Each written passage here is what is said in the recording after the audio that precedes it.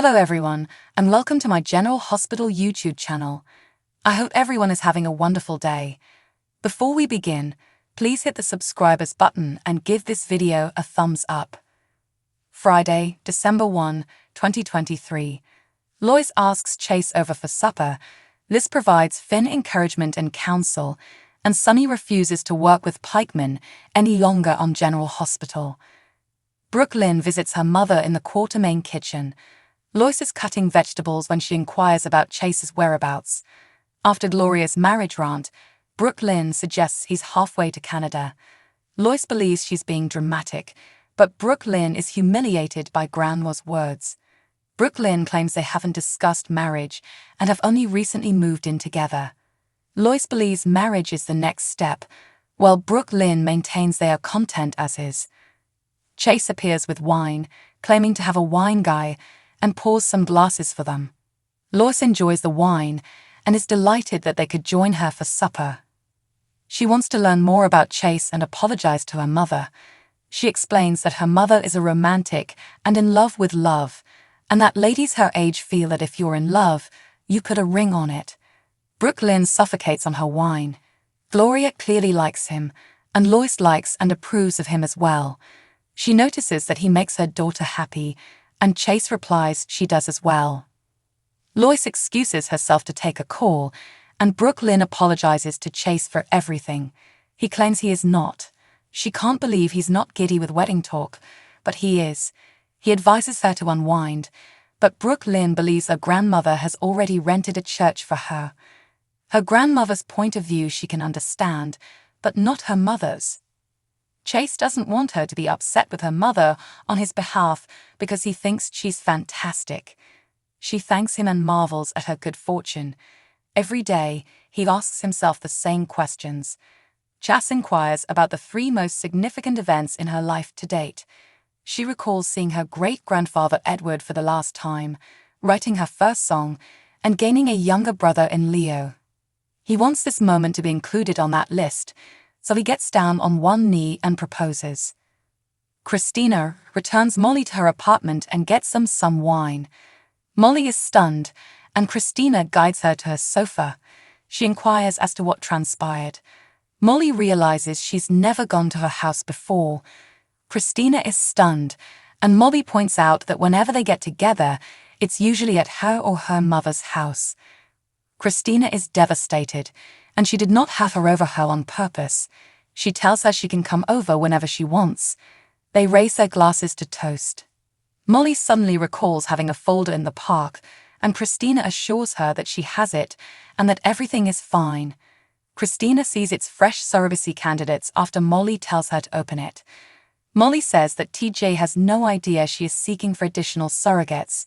She reveals that TJ believes it is too soon to try again, and she finds it difficult because they aren't on the same page. She tells her about Dr. Navarro's comments, which had given her newfound hope. When she met with the matchmaker alone, their mother arrived. She claims her mother informed her that any decision she makes must involve TJ. That's when she went to the park and ran across Willow and Amelia, giving her the opportunity to hold Amelia. She broke down after she left them, believing she'd never be a mother. Christina assures Molly that TJ will return and that when he does, she will assist them. Christina requests to carry their child. Christina admits she was first opposed, and that part of her wanted to be the hero. Molly claims she should not have said that because it was her anguish speaking and she wasn't being fair. Molly claims it is not Christina's responsibility to repair things for her. Christina says she doesn't view it as mending it for her, but rather as assisting her in bringing a child into this great family. Molly says she needs to speak with TJ, but she means what she said. They hold hands. Liz and Finn dine at a new French restaurant. She inquires if this is a celebratory supper. He compares it to the quiet before the storm. He tells her that it didn't go well with the GH lawyer, and that they intend to sacrifice him in order to save GH. She informs him that the lawyers are not the staff, and that Portia and Terry would never turn on him. Martin believes GH's goal is to say Finn was negligent and acted without the hospital's knowledge. Liz claims he is not negligent and that the jury will be sympathetic to him. "Have you met me?" he asks, laughing. Finn claims Martin advised him that his own testimony could jeopardize the case and that the jury might sympathize with the family who is suffering and seeking answers. Finn is concerned that the only way he can win is for the jurors to like him. Liz believes he did it to her, and she is tougher than a group of strangers.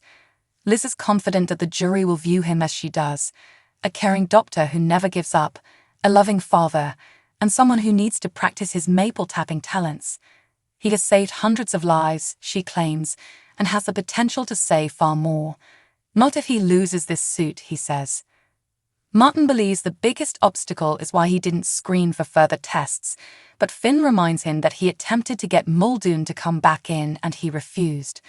Finn claims that the lawyers may twist it so that he became too preoccupied or engrossed in his investigation that the jury would believe it.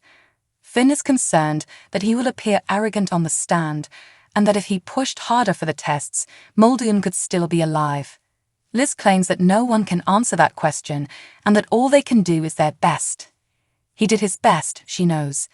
Liz suggests that they educate him how to express his inner compassion externally and make the jury like him. They exchange a kiss. A middle-aged man dressed in a suit and speaking in a British accent arrives at Kelly's. Carly approaches him and asks if she can assist him. He tells that he's in town on business and that the Metro Court suggested this restaurant for the tastiest burgers in town. Carly claims ownership of the establishment and inquires about his burger preferences. Carly later offers him food, which he enjoys. Carly notices something outside and dashes out the door. There's a homeless man there, and she tells him it's too cold for him to be outdoors and that he should come inside. Because the man prefers to be alone and away from people, she offers to get him something to eat. Carly enters to buy some lunch, and the man with the accent notices and smiles. Carly returns to the man at the bar after giving the homeless man a grilled cheese.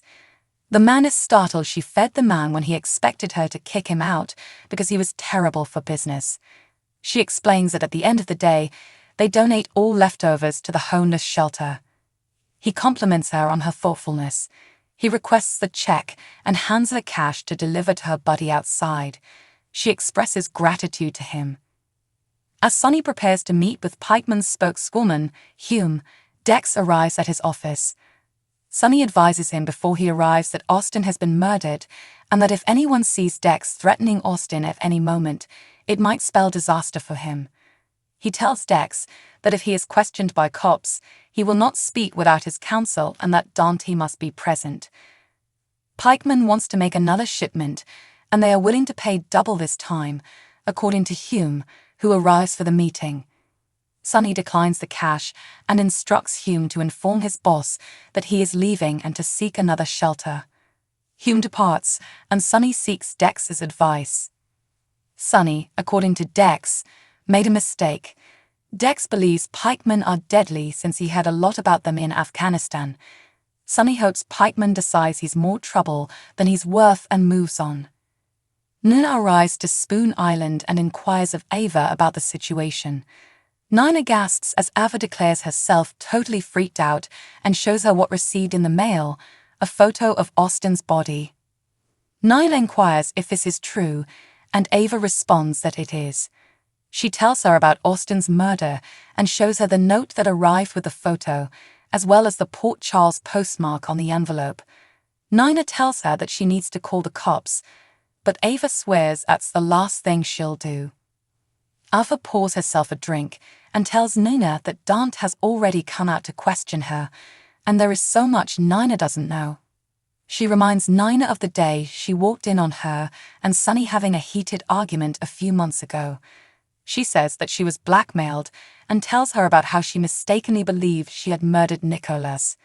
She describes Austin's involvement, followed by his cousin Mason stealing the body and blackmailing her. She confesses that Mason was not working alone and that Austin was working alongside him. Ava says she thought Austin was someone she could trust, but Nicholas wasn't dead, and she believes Austin knew all along. Nina wonders what the overall goal was. As usual, Ava claims that all roads lead back to Sonny. Nona inquires as to how it relates to Sunny, and Ava informs her that Austin works for Cyrus, who wants to bring Sunny down. Ava goes on to say that she was kidnapped in order to force Austin to testify and free Cyrus. Thanks for watching. If you like this video, so please don't forget to subscribe to my channel and don't miss any updates.